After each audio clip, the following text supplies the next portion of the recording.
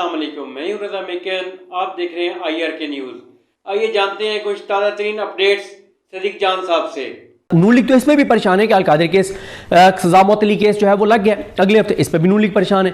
तो नून लीग ना असल में मसला क्या होता है, जब आपको पता हो कि आप डिजर्व नहीं करते थे, जब आपको पता हो कि आपको ज़बरदस्ती इस जगह पर बिठाया गया, जब आपको पता हो कि आप 17 सीटर पार्टी थे, जब पीपल्स पार्टी को पता है कि वो 27 सीटर पार्टी है, जब उनको पता है कि उनको अवाम ने मैंडेट नहीं दिया लेकिन उनको बिठा दिया गया, उनको मुसल्लत कर दिया गया, हर वक्त वो खौफ का शिकार रहते हैं कि कहीं हालात बदलने ना लग जाए। और इमरान खान का जो ट्वीट है उसमें सबसे ज़्यादा 3 लोग परेशान हैं। एक ज़ाहिर है मोदी को एक हुआ कि मोदी तो ये आस लगाया बैठा था कि पाकिस्तान अंदरूनी तकसीम का शिकार है, पीटीआई इस निज़ाम के साथ नहीं खड़ी, पीटीआई इदारों के साथ नहीं खड़ी, लेकिन इमरान खान के ट्वीट के बाद एक यकजाहती का पैगाम गया तो भारत के लिए धचका था, सरप्राइज था। दूसरा नून लीग के लिए परेशानी है कि यार ये क्या हुआ, इमरान खान ने इतना पॉजिटिव ट्वीट कर दिया और इदारों को पता भी चल गया कि मोदी के ट्वीट्स 40-47 हज़ार रीट्वीट्स हैं और इमरान खान के उर्दू और इंग्लिश का ट्वीट मिला के 36-37 हज़ार, गो के यहाँ पे बंद है, यहाँ पे ट्विटर बंद है। 36-37 हज़ार रीट्वीट्स इमरान खान के हो गए।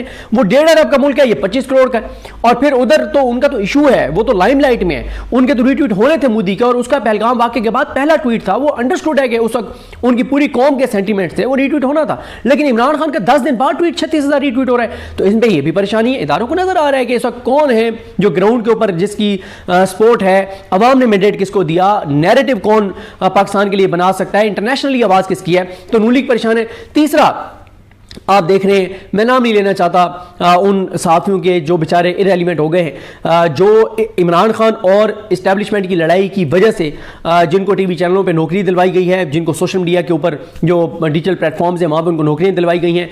एक एक बंदे को 3-3 नौकरियाँ मिली हुई हैं, एक एक बंदे को। और अब पहले इनको 2-2, 3-3 नौकरियां मिली हुई थी, किसी को पीटीवी में रखवाया हुआ है तो किसी को प्राइवेट चैनल्स पर रखवाया हुआ है, साथ उनको डिजिटल मीडिया के 2-2 जगहों पे उनको नौकरियां मिली हुई हैं। और साथ अब सारे वो अपने जाती भी प्रोजेक्ट्स ले रहे हैं। कोई 1 करोड़ का प्रोजेक्ट ले रहा है तो कोई 2 करोड़ का प्रोजेक्ट ले रहा है, किसी के लिए पॉडकास्ट के सेटअप लग रहे हैं तो किसी को किस नाम पे पैसा मिल रहा है। उनको परेशानी यह है कि अगर इस्टेब्लिशमेंट और इमरान खान के दरमियान बर्फ़ पिघलती है और चीज़ें बेहतर होती हैं और इस्टेब्लिशमेंट इस चीज़ को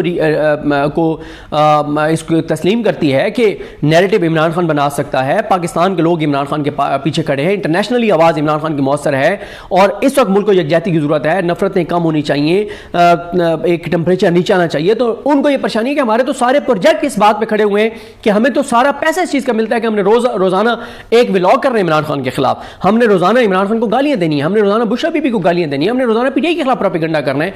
गो के मैं कभी कभी ये कहता हूं, एस्टेब्लिशमेंट अगर सिर्फ एक रिसर्च कर ले कि कितने लोग उन्होंने 9 मई के बाद या रिजीम चेंज के बाद उन्होंने कितने लोगों को हायर किया, कितने 100 लोगों को हायर किया, कितने उन्होंने डिजिटल मीडिया के सेटअप्स बनाए, कितने उन्होंने प्रोजेक्ट शुरू किए, कितने हज़ार व्लॉग्स हुए, कितने लाख ट्वीट्स हुए, लाखों में ट्वीट्स हुए इमरान खान के खिलाफ। तो क्या इमरान खान की पॉपुलैरिटी कम हुई है या बढ़ी है?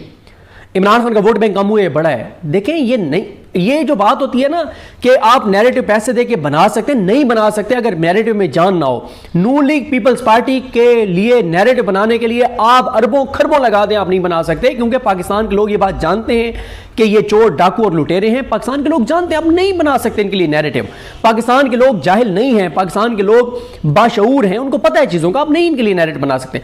अब वो टोट्स बहुत परेशान है, वो सहाफ़ी जिनको टीवी चैनल्स पर बिठाया गया, वो एंकर्स वो जिनको टीवी चैनल्स पर बिठाया गया, जिनको भारी भरकम तनख्वाहें, सिर्फ इस बात की अब मैं तो इसलिए जिक्र नहीं करता कि ये ना हो कि हमको जेलस हो रहे हैं, अल्लाह ताला उन्हें और दे, अल्लाह ताला करे कि इनको 5-5 प्रोजेक्ट्स मिल जाए। मैं इसलिए कभी आप सुन लेना कि इनमें से एक को टीवी चैनलों पे कितनी तनख्वाहों पे रखवाया गया है।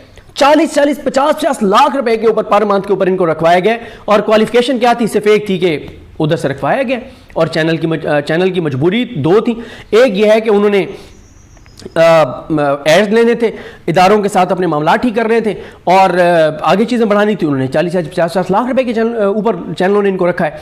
मैं आपको एक बताऊं, एक बंदा है, मैं उसका नाम भी नहीं लेना चाहता, वो इतना मकरूह किरदार है, वो इतना गलीज और गंदा किरदार है। मतलब चाहे आप प्रो PMLN क्यों ना हो, अगर आप थोड़ा से भी बाशऊर हैं, थोड़े से आप तहजीब से आपका ताल्लुक है, अखलाकियात से आपका ताल्लुक है, तो आप उसे दुआ सलाम नहीं रख सकते।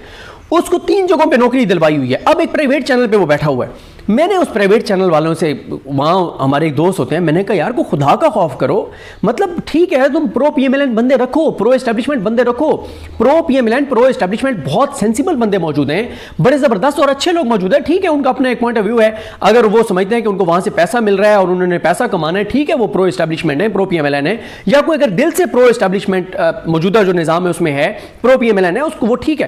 ایسے درجنوں لوگ موجود ہیں, تو اس کو کیوں بٹھائے ہوئے؟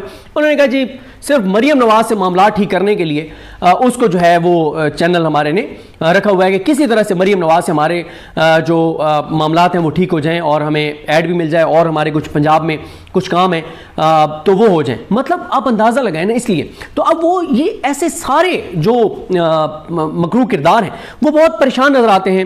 حالانکہ دیکھیں عمران خان کے ٹویٹ کے بعد میں نے, اچھا میرا نہیں خیال کہ آپ نے میرے کو ولاگز میں ایک بار بھی میرے ولاگ میں سنا ہوگا کہ میں نے کہا ہو کہ بہت زیادہ اٹیک کیا ہو کہ نون لیگ میں کہ نواز شریف کیوں خاموش ہیں, مریم کیوں خاموش ہے, فلاں کیوں خاموش ہے, خواجہ آصف نے یہ بیان دے دیا انٹرنیشنل میڈیا پہ, فلاں نے یہ بیان دیا. میں نے اس پہ بات نہیں کی. میں دلی طور پہ یہ سمجھتا ہوں کہ یہ جو موجودہ ٹائم ہے یہ یکجہتی کا ٹائم ہے, لوگوں کو نفرتیں کم کرنے کا ٹائم ہے, آگے بڑھنے کا ٹائم ہے, پاکستان کو آگے لے جانے کا ٹائم ہے. اس وقت جو بھارت اور پاکستان کی کشیدگی ہے, اور میں کیونکہ ان کا میڈیا دیکھ رہا ہوں, ان کے سینسیبل لوگوں کو بھی سن رہا ہوں, تو مجھے اندازہ ہے کہ چیزیں بہت ٹینس ہیں. ٹھیک ہے, یہاں پہ پاکستان میں لوگ سمجھتے ہیں کہ نہیں یہ جنگ نہیں ہوگی اور یہ ایک پولیٹیکل دونوں سائڈوں پہ, ایسا نہیں ہے, چیزیں ہیں ٹینس, اور خدا نہ خواستہ ہو سکتا ہے اٹیک, ایسا نہیں ہے کہ نہیں ہو سکتا. تو اس لیے میں سمجھتا ہوں کہ یکجہتی ہونی چاہیے اور پاکستان میں نفرتیں کم ہونی چاہیے.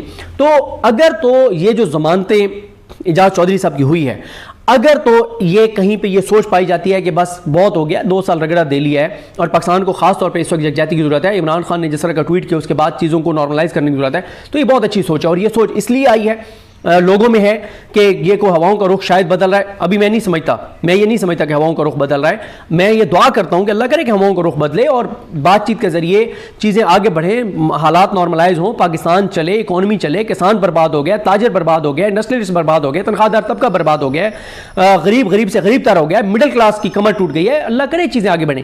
تو یہ بات اس لیے شروع ہوئی کیونکہ اعجاز چودھری صاحب کو ضمانت دینے والے بینچ کی سربراہی جو ہے وہ نعیم اختر افغان صاحب کے پاس ہی. اچھا, میرا ایک اور پوائنٹ آف ویو ہے جو میں نے شہر اقتدار میں سعد رسول صاحب کے ساتھ دیا ہے, وہ میرا پوائنٹ آف ویو ہے کیونکہ اس بینچ میں اشتیاق ابراہیم صاحب اور ہاشم کاکڑ صاحب بیٹھے تھے. اگر نعیم اختر افغان صاحب بیل نہ بھی دیتے تو وہ دو دے دیتے, تو 2 1 سے ہو جاتا, تو یہ بھی بڑا مسئلہ ہو جاتا. تو لہٰذا یہ بات چل رہی ہے, اور اللہ کرے پاکستان کی عدالتیں جو ہیں وہ کوئی پاکستان پر رحم کرے, کوئی آزادانہ فیصلے دیں جس سے لوگوں کی کوئی عدالتوں پر اعتماد بننا شروع ہو. اب تو بالکل ختم ہو گیا, اور اتنا ختم ہو گیا کہ پنجاب میں ایک دن میں 5 قتل ہوئے ہیں. 2 گجرانوالے کی ایک عدالت میں ہوئے, 3 میاں والی میں ہوئے, حالانکہ کیس بھی چل رہا تھا. تو 5 قتل ایک دن میں پنجاب میں کیوں ہوئے ہیں؟ لوگ قانون ہاتھ میں لے رہے ہیں, لوگ اس وقت کیسز دائر نہیں کر رہے عدالتوں میں, لوگوں کا عدالتوں پر اعتماد 0 ہو گیا. اس اعتماد کو بنانے کی ضرورت ہے پاکستان کی خاطر. پاکستان کی عدالتوں پر لوگوں کا اعتماد نہیں ہوگا, لوگ قانون ہاتھ میں لیں گے اور پاکستان اس کا متحمل نہیں ہو سکتا. تو ناظرین, یہ تھی آج کی تازہ ترین اپڈیٹس جو آپ نے جانی صدیق جان کی زبانی. اسی کے ساتھ اپنے میزبان رضا میکن کو اجازت دیجیے. اللہ حافظ.